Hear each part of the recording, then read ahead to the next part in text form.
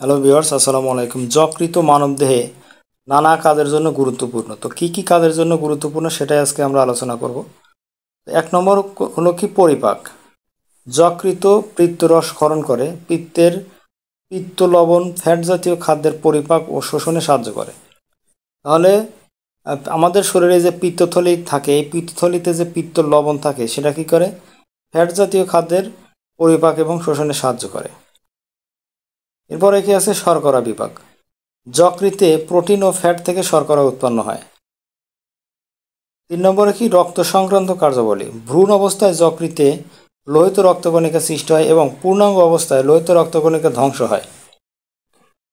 আচ্ছা, এরপর আমরা কি বলবো? সঞ্চয়মূলক কাজ। যকৃতে glycogen, vitamin A and D সঞ্চিত থাকে।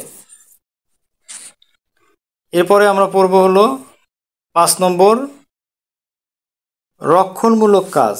যকৃতে বিভিন্ন প্রকার অ্যান্টিবডি সৃষ্টি হয়। আচ্ছা, তারপরে তাপ নিয়ন্ত্রণ। যকৃৎ রাসায়নিক বিক্রিয়ায় উৎপন্ন তাপ শোষণ করে দেহের তাপ নিয়ন্ত্রণে সাহায্য করে। তো বন্ধুরা, এই ছিল আজকের ভিডিও। আশা করি ভিডিওটা ভালো লেগেছে। সবাইকে রিকোয়েস্ট করব, যারা আমার চ্যানেলকে এখনও সাবস্ক্রাইব করো নাই, প্লিজ সাবস্ক্রাইব মাই চ্যানেল। আল্লাহ হাফেজ, আসসালামু আলাইকুম।